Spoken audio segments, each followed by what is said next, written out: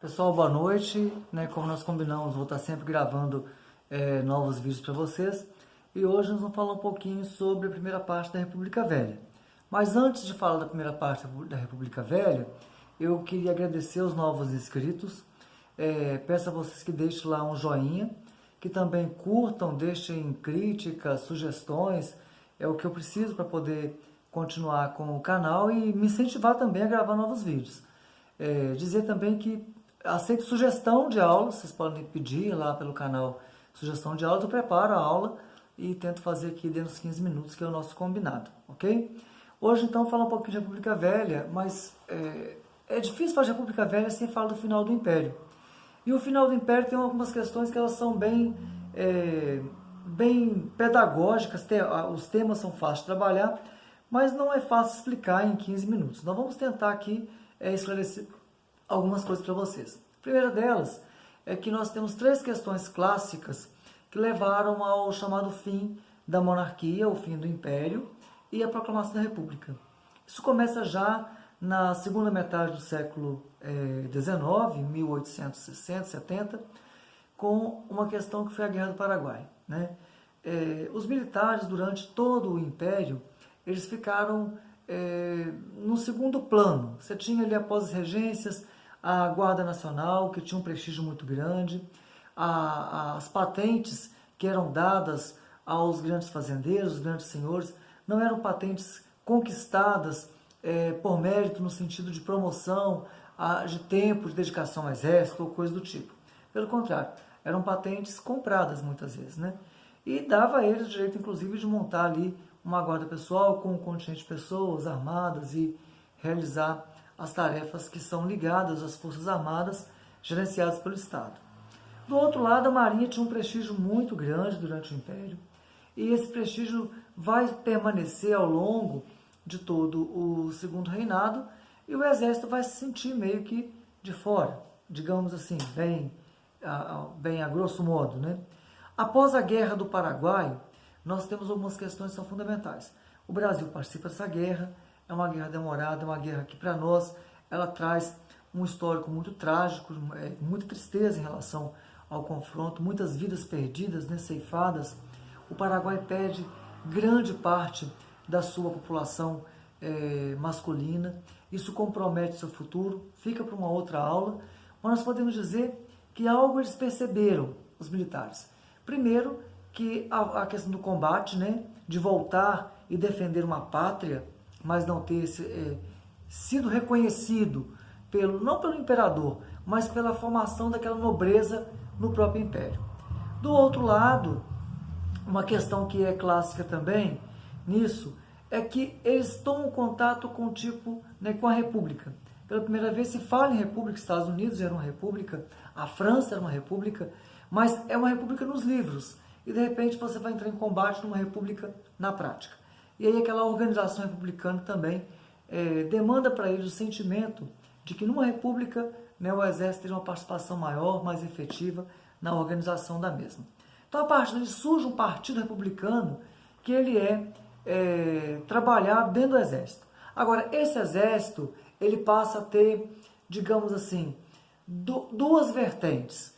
Uma que são dos soldados que foram para o embate na Guerra do Paraguai, esses que estiveram a campo, tinham uma experiência de campo, eles vão se filiar no final do Império em torno da figura do Deodoro da Fonseca, do Marechal Deodoro, e os militares mais acadêmicos, que estavam na Escola Superior de Guerra, que vão se filiar em torno do Marechal Floriano Peixoto, lá no finalzinho do Império, proclamação da República. Mas podemos dizer que, a grosso modo, os militares retiram todo o apoio no sentido de não fazer crítica, de não debater, combater o governo monárquico, eles passam a desejar uma república. Mais à frente, nós temos uma outra questão que é a religião, no sentido de catolicismo. Quando eu falo religião, uma religião cristã, mas da denominação católica. Então, no catolicismo, nós sabemos que nós temos um comando.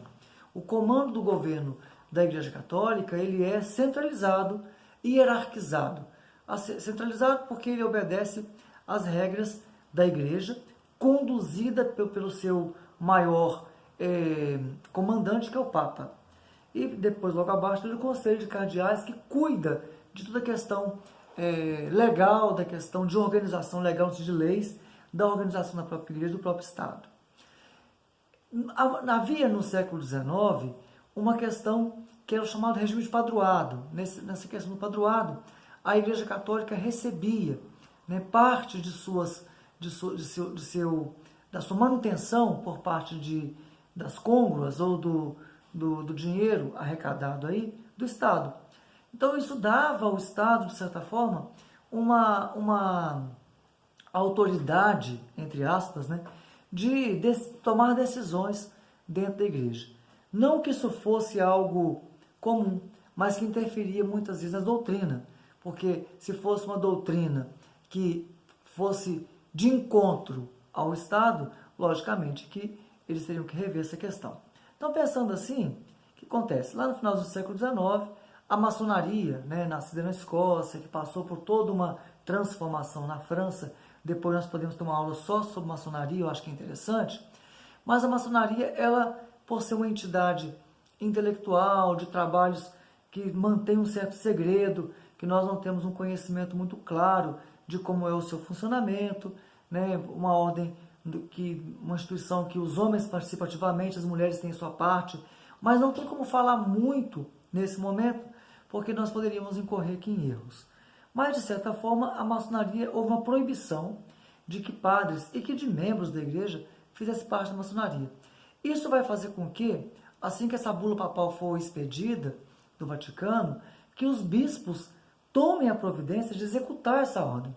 E ao executar essa ordem, eles passam então a proibir a participação de católicos na vida maçônica, mas também excomungam, quer dizer, expulsam da comunhão da igreja ou da participação do corpo eclesiástico no sentido de liderança, no sentido de vivência da fé, qualquer pessoa que fosse ligada à maçonaria. Teremos alguns bispos presos e diante disso a igreja vai ter uma reação que ela vai se alimentando, vai se retroalimentando no final do século XIX até a igreja conseguir sua separação do Estado, bem próximo aí, né, após a proclamação da República, mas demonstrando também que a igreja não teria o apoio, né? Isso é uma parte que nós podemos colocar assim bem claramente. Do outro lado, nós temos os fazendeiros. O Oeste Paulista havia se desenvolvido bastante, com mão de obra escrava, mas também o crescimento das lavouras, não só em número de pés de café, mas como, por exemplo, o quantitativo de terra que vai ser utilizado para a criação de novas lavouras, vai exigir mão de obra. E nós estamos falando de um período em que o tráfico de escravos já havia sido proibido lá pela lei internacional Bill-Aden e depois, especificamente, a lei Eusébio de Queiroz, né? A partir de 1845 já tem uma proibição desse tráfico. Então, os navios que eram pegos em águas internacionais, eles acabavam sendo apreendidos, os escravos sendo levados de volta. Acaba que isso cria uma aura de que traficar escravo era perigoso e quando chegava algum navio aqui no Brasil, o preço do escravo era elevadíssimo. Então, alguns fazendeiros no Oeste, podemos dizer mais progressistas, no sentido da visão da mão de obra, eles passam a incentivar e alguns optam e também já mudam para a mão de obra imigrante. Ao passar do tempo, ter ou não escravo não fazia muita diferença para esse grupo específico, a grosso modo. Mas no Vale do Paraíba, onde começou a lavoura cafeeira, o escravo ainda era a mão de obra principal. Sem falar que o escravo é um investimento, né? Esses homens investiram nos escravos e, de repente, da abolição era como se pegar a poupança deles e jogar fora. Então havia uma discussão. Se abolir, nós seremos ressarcidos, teremos um pagamento indenizatório? E Dom Pedro tinha uma visão bem característica. Não há indenização. E aí é bom lembrar que Dom Pedro não é essa figura alheia ao Brasil, que não há, pelo contrário, ele não era um imperador escravagista, não era favorável, era um homem à frente do seu tempo, né, com uma visão de ciência, de tecnologia para a sua época, de técnica, né, de desenvolvimento muito à frente do que se estava, mas ele não era um ditador, ele é um imperador, mas se governa de acordo com a corte, com o conselho de ministros, de acordo com a nobreza da terra e que tem poder local muito grande e nessa influência, inclusive, dos processos decisórios. Quando se proclama, quando se assina, na verdade, a Lei Áurea ali em 1888, 13 de maio, a princesa Isabel estava, né, como regente, o pai estava numa viagem, e ela assina. Mas ela não assina sem ele saber. Era uma ordem dele, ali era uma colocação dele, que ela deveria fazer. E logo em seguida, nós teremos um grande baile na Ilha Fiscal, no Rio de Janeiro, o último grande baile da monarquia, e em seguida proclamada a República. Essa proclamação da República, para nós finalizarmos essa parte da aula, ela vai ser feita pelos militares, né? Acredita-se que por um medo de que a população se revoltasse e se colocasse contra o novo modelo, então os militares garantiriam a ordem. Mas não havia um consenso sobre que tipo de projeto de república deveríamos ter. Pra vocês terem uma ideia, tem três projetos muito falados, né?